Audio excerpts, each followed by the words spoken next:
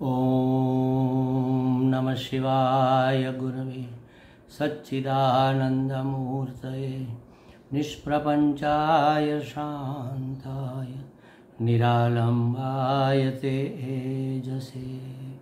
ओम सहना भवतु सहनौ भुनक्तु सह वीर्यं करवावहै तेजस्विनावधीतमस्तु मा विद्विषावहै। ओम शांति शांति शांति। ओम पार्थाय प्रतिबोधितां भगवता नारायणेन स्वयं व्यासेन ग्रथितां पुराणमुनिना मध्ये महाभारतम् अद्वैतामृतवर्षिणीं भगवतीम् अष्टादशाध्यायिनीम् अम्ब त्वामनुसन्दधामि भगवद्गीते भवद्वेषिणीम्। यं ब्रह्मा वरुणेन्द्ररुद्रमरुतः शृण्वन्ति दिव्यैस्तवैः वेदैः साङ्गपदक्रमोपनिषदैः गायन्ति यं सामगाः। ध्यानावस्थिततद्गतेन मनसा पश्यन्ति यं योगिनः यस्यान्तं न विदुः सुरासुरगणाः। देवाय तस्मै नमः, देवाय तस्मै नमः। हरिओम प्रभु जी। आज श्रीमद् भगवद गीता जी पहला अध्याय, थोड़ा रिवीजन हमारा चल रहा है। तो अर्जुन ने अपने परिजनों को सामने की सेना में प्राण त्यागने की तैयारी में देखा, तब उसको विषाद हो आया और उसने सोचा कि ऐसे राज्य को हम क्या करेंगे जहाँ कोई अपना ही नहीं बचेगा। ऐसे सुख को क्या करेंगे जो लोही से सना हुआ हो। हमें ऐसा राज्य, ऐसा सुख नहीं चाहिए। देखो, अर्जुन का अभिप्राय अब हो गया कि यह युद्ध अधर्म मूलक है, दोष युक्त है, और इसलिए ऐसा विजय, ऐसा राज्य, ऐसा विषय सुख हमारे जैसे सत्पुरुषों को चाहने योग्य नहीं है। क्यों ऐसा होता है? क्योंकि जब संसारी व्यक्ति, वस्तु, पदार्थ, परिस्थिति आदि को महत्व प्रदान किया जाता है, तब काम, क्रोध, लोभ, ये नरक के 3 द्वार हमें प्राप्त होते हैं। सो अर्जुन कहता है कि हे जनार्दन, इनको मारकर हमें तो पाप ही लगेगा, क्योंकि धर्मशास्त्र में कहा है कि किसी की भी हिंसा करना पुण्य, हिंसा करने से पुण्य नहीं मिलता। यद्यपि मनुस्मृति में स्पष्ट कहा है कि आतताई को मारने से किसी प्रकार का दोष नहीं लगता, और ये सामने जो खड़े हैं सब आतताई के पक्षधर है। लेकिन ऐसा विवेक न कर पाने के कारण अर्जुन को लगता है कि यह युद्ध रूप हिंसा हमारे लिए कर्तव्य नहीं है, करने योग्य नहीं है, क्योंकि इससे कुल का विनाश ही होगा। और अगर कुल का विनाश होगा तो क्या होगा? तो वह आगे कहता है, कुलक्षये प्रणश्यन्ति कुलधर्मा सनातनाः। 40-41 श्लोक में, कुलक्षये प्रणश्यन्ति कुलधर्मा सनातनाः धर्मे नष्टे कुलं कृत्स्नम् अधर्मो विभवत्युत अधर्माभिभवात् कृष्ण प्रदुष्यन्ति कुलस्त्रियः स्त्रीषु दुष्टासु वार्ष्णेय जायते वर्णशंकरः।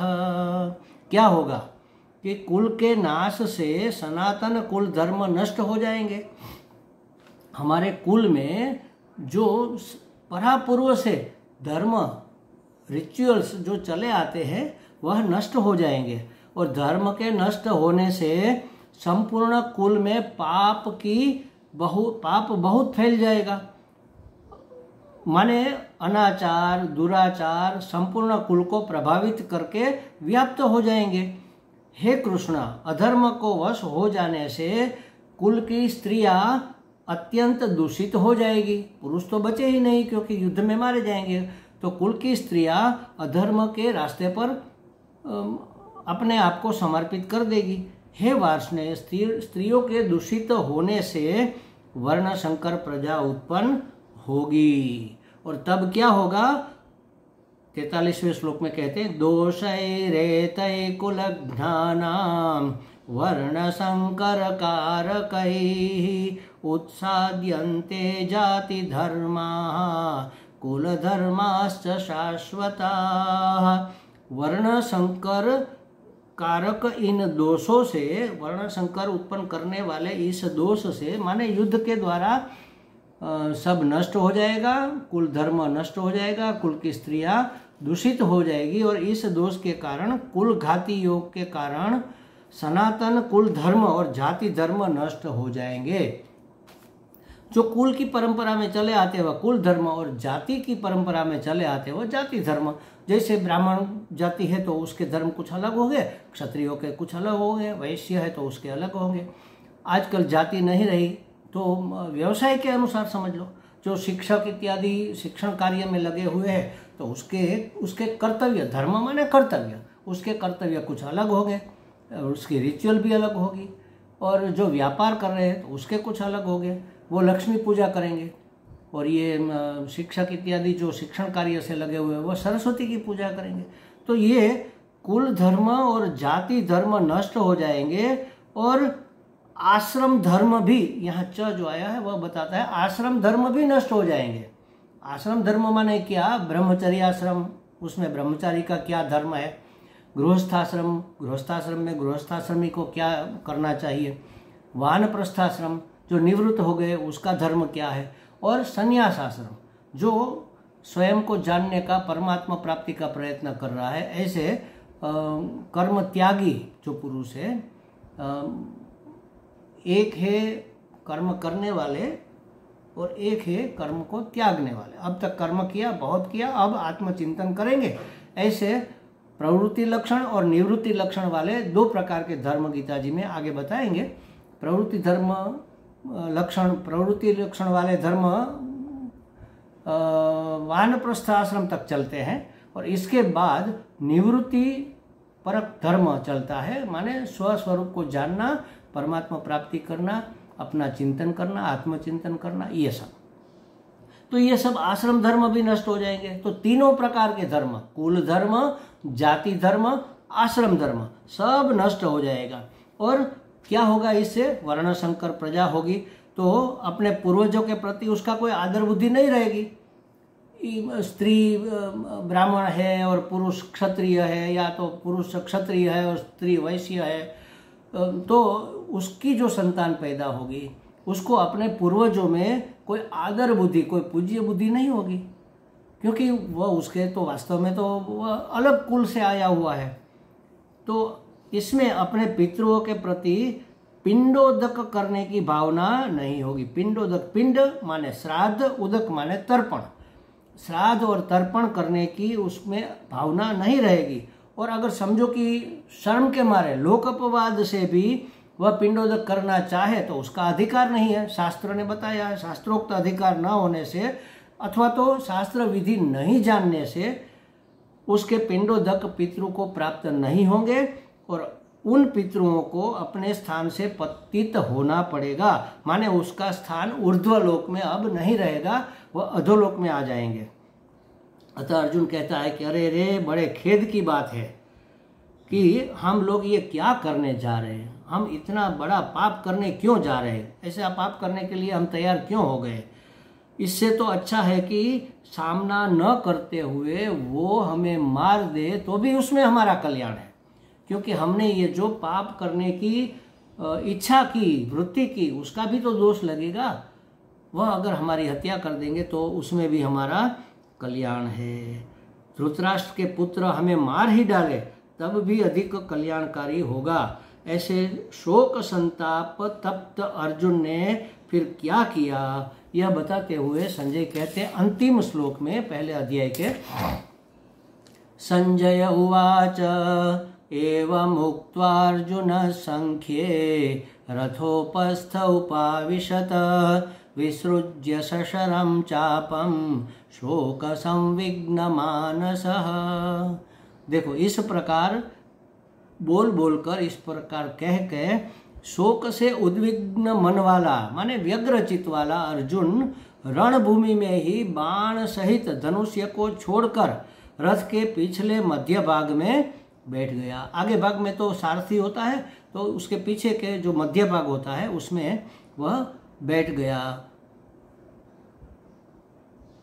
सभी अनर्थों का मूल युद्ध ही है। इससे कुल के धर्मों का नाश, जाति धर्मों का नाश और आश्रम धर्मों का नाश होगा तथा दीर्घ काल पर्यंत पितरों को नरक में वास करना पड़ेगा। इत्यादि बातों को तर्कों से तथा प्रमाणों से बताकर शोक से अत्यंत व्यग्र चित्त हुआ अर्जुन युद्ध न करने का निर्णय कर लिया और युद्ध भूमि में ही दोनों सेनाओं के बीच में उसका रथ खड़ा है, वहीं पर अपने रथ के मध्य भाग में गांडीव छोड़कर माने गांडीव छोड़ दिया, या तो गांडीव में जो डोरी प्रत्यंचा बांधी होती है उसको छोड़ देते हैं। ये छोड़कर शोक संविघ्न मुद्रा में बैठ गया, माने सर पर हाथ धरकर बैठ गया। अरे रे अब क्या करें। तो देखो मोह ने इस संसार में किसको परास्त नहीं किया। अर्जुन जैसे अर्जुन भी मोह से आविष्ट होकर इतना शोक से मग्न हो गए। तो यहाँ प्रथम अध्याय का समापन होता है और हर एक अध्याय के अंत में एक पुष्पिका दी जाती है 2 पंक्तियों में, उसको भी समझ लेते हैं। ये पहले अध्याय की पुष्पिका है, उसी तरह हर एक की है, हर एक में नहीं चर्चा करेंगे, लेकिन पहले अध्याय की समझ लेंगे तो सब समझ में आ जाएगा। तो क्या लिखा है उसमें, ओम तत्सत इति श्रीमद्भगवद्गीतासु उपनिषत्सु ब्रह्म विद्यायां योगशास्त्रे श्रीकृष्णार्जुन संवादे अर्जुन विषाद योगो नाम प्रथमोऽध्यायः। हरि ओम। श्री गुरुभ्यो नमः। हरि ओम। देखो हर एक अध्याय के समापन में ऐसी पुष्पिका दी गई है जिसमें गीता शास्त्र के सविशेष महात्म्य को और उसके प्रभाव को प्रकट किया गया है। अब समझते हैं एक एक पद को लेकर। ओम तत्सत, ये 3 पद सच्चिदानंद परमात्मा के सर्वोत्कृष्ट नाम है। ओम परमात्मा का नाम है, तत् माने वह, तत्त्वमसि में आता है ना, तत् माने वह माने परमात्मा, वो कैसा है, सत्य स्वरूप परमात्मा है, वह परमात्मा है। ओम तत्सत यह परमात्मा का सर्वोत्कृष्ट नाम है। ओम भी सर्वोत्कृष्ट नाम है, तत् भी सर्वोत्कृष्ट नाम है, सत्य भी। तो इससे 2-3 बातें होती है। जीव मात्र का कल्याण करने वाला है यह नाम ओम तत्सत। ऐसा बोलने से कल्याण होगा, सुनने से भी कल्याण होगा, ऐसा भाव करने से भी कल्याण होगा। ये श्रवण मंगल है, सुनने मात्र से ये चिंतन मंगल है। आशीर्वाद भी दिया जा सकता है, आशीर्वाद लिया भी जा सकता है इस शब्द से। ओम तत्सत, ओम तत्सत ये अत्यंत उत्कृष्ट मंत्रनुमा नाम है, समझ लो। तो इससे जीव मात्र का कल्याण करने वाला है। इसका उच्चारण मात्र मनुष्य को भगवत अभिमुख करता है, भगवान की ओर अभिमुख करता है। अभी तो हम संसार के अभिमुख है, अभी तो हम विषयाभिमुख है, अभी तो हम पराधीन है। फिर इस मंत्र रूप शब्द को बोलने से हम स्वाधीन होते हैं, परमात्मा की अभिमुख होते हैं। ओम के उच्चारण से इस कार्य के अंगभूत दोष नष्ट हो जाते हैं। जैसे समझो ये हमने पूरा का पूरा अध्याय पढ़ा, उसमें पढ़ने में हमारी कोई गलती रह गई, श्लोक बोलने में कुछ गलती रह गई, पद कुछ भिन्न प्रकार से बोल दिया, अक्षर हमने कहीं कहीं हम गंवा दिए, छोड़ दिए गए हमसे, दीर्घ या ह्रस्व हमने ध्यान में नहीं लिया, तो श्लोक पद अक्षर इत्यादि के उच्चारण की जो अशुद्धि इत्यादि जो होती है, उसका जो दोष लगता है वह ओम बोलने मात्र से दूर हो जाता है। तो तत्पद के उच्चारण से ओम तत् सत ऐसा आता है ना, तो ओम से दोष दूर होते हैं, तद पद के उच्चारण से यह कार्य भगवत कार्य बन जाता है। तत् माने आपके लिए, तो ये भगवान को समर्पित हो जाता है। और सत पद के उच्चारण से तात्पर्य यह है कि बस यही प्रयोजन है, निर्विघ्न परिसमाप्ति हो जाए, बस इतनी ही प्रार्थना है। तो तीनों पद बड़े ही कल्याणकारक है। आगे आया श्रीमद् भगवद गीता सु माने भगवद गीता में श्रीमद का अर्थ है जो सर्व शोभा संपन्न है और जिसमें षड भग रहे हुए, षड भग जिसमें होते हैं उसको भगवान कहते हैं। तो ऐश्वर्य, धर्म, यश, श्री, ज्ञान और वैरागी, ये 6 भग विशेष माने संपूर्ण मात्रा में सदा विद्यमान है। ऐसे भगवान के मुख से गाया गया गीत होने से इसको भगवद गीता ऐसा कहा है।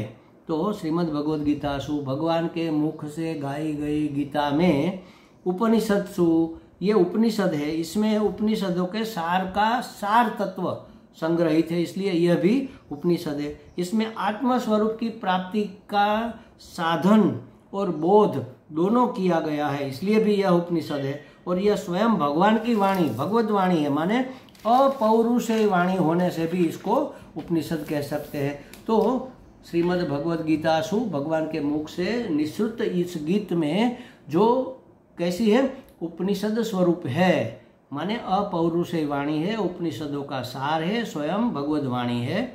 ब्रह्म विद्यायाम, और ये ब्रह्म विद्या भी है, वर्ण, आश्रम, संप्रदाय इत्यादि से निरपेक्ष, किसी भी भेदभाव के बिना प्राणी मात्र का परम कल्याण करने वाली होने से इसको परम विद्या या ब्रह्म विद्या भी कह सकते हैं। और योग शास्त्र है, योग शास्त्र इसलिए है कि ब्रह्म विद्या की प्राप्ति के जो साधन है इसका भी इसमें वर्णन है। कर्म योग, भक्ति योग, ध्यान योग, ज्ञान योग इत्यादि योग साधन का निरूपण इसमें हमें प्राप्त होता है, इसलिए यह योग शास्त्र भी है।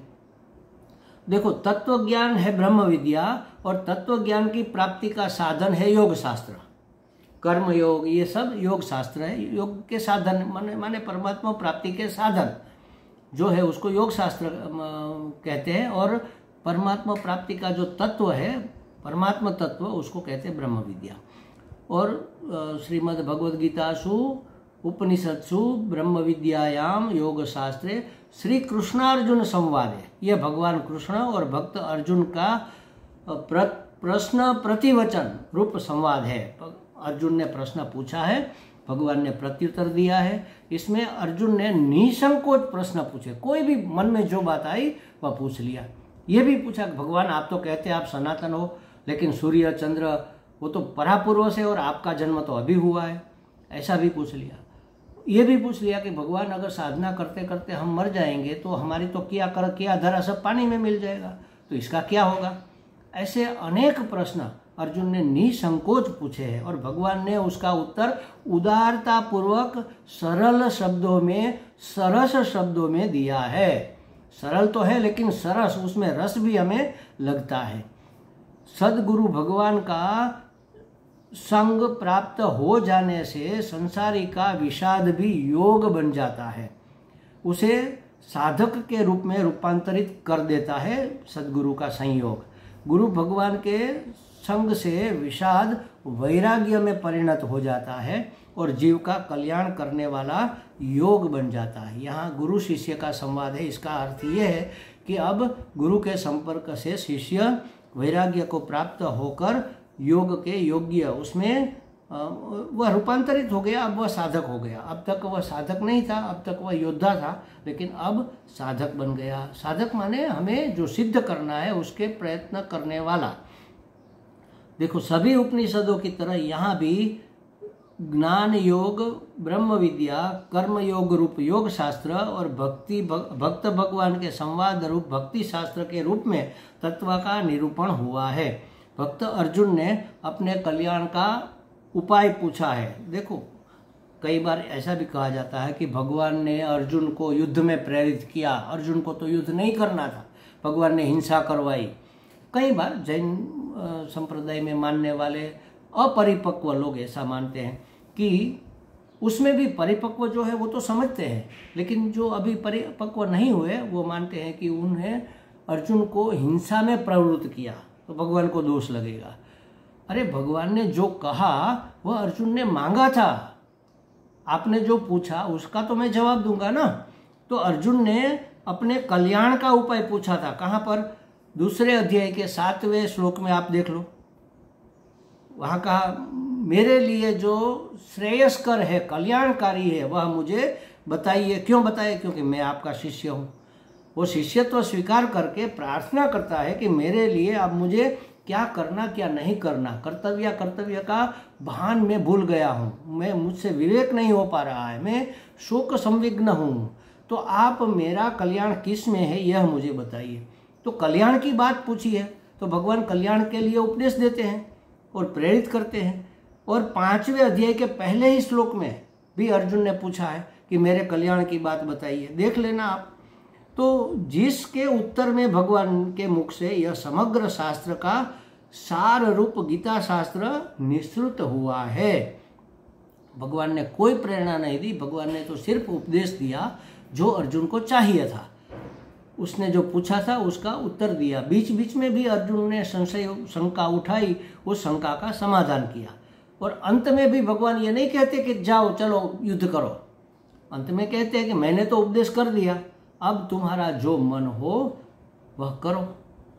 तब अर्जुन कहता है कि मैं समझ गया, अब आपने जो कहा है उसी प्रकार मैं अपना कर्तव्य कर्म करूँगा। भगवान ने कह दिया स्पष्ट, यथेच्छसि तथा कुरु, जो चाहते हो वह करो। और अर्जुन ने कहा कि करिष्ये वचनम तव, आपने जो कहा, वचन माने वाणी, आपकी वाणी, आपने उपदेश जो दिया उसके अनुसार मैं अब आगे बढ़ूंगा ताकि मुझे कोई दोष न लगे, मैं मुक्त हो सकूं। तो इस तरह से यह पहला अध्याय समाप्त हुआ, इसकी संगति पुष्पिका भी समाप्त हुई। अब दूसरे अध्याय में क्या होगा देखो। प्रथम अध्याय के 21वें श्लोक में अर्जुन ने अपना रथ दोनों सेनाओं के बीच में खड़ा करके द्वेष आवेश पूर्वक कहा था, देख लूं मैं कौन कौन मेरे सामने युद्ध करने आ रहा है। उस द्वेष के आवेश को निवृत्त करने के लिए क्या करना चाहिए, उसकी प्रतिपक्ष भावना उत्पन्न करनी चाहिए। और प्रतिपक्ष भावना है राग आवेश। तो राग आवेश को जागृत करने के लिए भगवान ने दोनों सेनाओं के बीच अर्जुन के जो अपने लोग थे उसके सामने रथ को खड़ा रखा, ताकि अर्जुन में राग का आवेश हो जाए, माने द्वेष दूर हो जाए। तमस को दूर करने के लिए रजस प्रवृत्त किया जाता है, उसी तरह द्वेष, ये तो बहुत बुरी बात है, तो बहुत बुरी चीज है, बहुत बुरा भाव है, उसको दूर करने के लिए उससे थोड़ा कम बुरा राग है। तो राग को प्रवृत्त करने के लिए भगवान ने दोनों सेनाओं के बीच में, अगर द्वेष पूर्वक अर्जुन युद्ध करेगा तो उसको कर्म दोष लगेगा, उसको बंधन लगेगा, उस कर्मों का फल उसे भोगना पड़ेगा। अरे मेरे दुश्मन है, मैं उसे मार डालूंगा, उसमें मैं पना आ जाएगा, कर्तृत्व भाव आ जाएगा, द्वेष आ जाएगा, वैर भाव रहेगा। ये सब निकृष्ट भाव अर्जुन का पतन करने वाले थे। इसलिए भगवान ने द्वेष के आवेश में, जब अर्जुन ने 21वें श्लोक में कहा कि मेरा रथ दोनों सेनाओं के बीच में खड़ा रखो, मैं देख लेना चाहता हूं कि मेरे सामने युद्ध करने के लिए कौन कौन आए हैं। हमारे गुजराती में कहते हैं केनी माए सवा शेर सूठ खाधी छे हूँ जोई लो, माने किसमें इतना सामर्थ्य है जो मेरे साथ लड़ सके। ऐसा द्वेष पूर्वक जो उसने अपना पक्ष रखा था उसको बदलने के लिए भगवान ने प्रतिपक्ष भावना के रूप में राग का आवेश जगाने के लिए दोनों सेनाओं के मध्य अर्जुन के जो पूज्य और सम्माननीय लोग थे उसके सन्मुख रथ खड़ा करके कहा कि अपने लोगों को देखो। कौरव कुरुओं को पश्य कहा, माने अपने लोगों को देख लो। तो ऐसा कहने से अर्जुन के मन में प्रियजन मोह प्रवृत्त हो गया, पारिवारिक मोह व्याप्त हो गया, राग माने मोह ही कह लो। परिणामतः हुआ विषाद से ग्रस्त होकर बैठ गया। अब आगे द्वितीय अध्याय की शुरुआत करते हैं कि ऐसा बैठ जाने के बाद फिर क्या हुआ। तो कहते हैं अथ द्वितीयोऽध्याय सांख्य योग संजय उवाच। आगे भी संजय ने ही कहा था कि अर्जुन ऐसे सोचकर रथ के मध्य भाग में बैठ गया। अब आगे कहते हैं कि संजय उवाच तम तथा कृपयाविष्टम अश्रुपूर्णाकुलेक्षणम विषिदन्तमिदं वाक्यम उवाच मधुसूदन। क्या कहा, इस प्रकार करुणा से व्याप्त, तम तथा कृपयाविष्टा, कृपा माने करुणा, करुणा से व्याप्त और अश्रुपूर्ण व्याकुल नेत्रों वाले, अश्रुपूर्ण आकुल अक्षण, आकुल व्याकुल नेत्र वाले, शोक संविग्न विषिदंतम, शोक संविग्न उस अर्जुन को भगवान मधुसूदन ने उवाच मधुसूदन भगवान ने यह वचन कहे। क्या कहा, इसको हम कल देखेंगे। ओम पूर्णमदः पूर्णमिदं पूर्णात् पूर्णमुदच्यते पूर्णस्य पूर्णमादाय पूर्णमेवावशिष्यते। ओम शांति शांति शांति। हरि ओम। श्री गुरुभ्यो नमः। हरि ओम।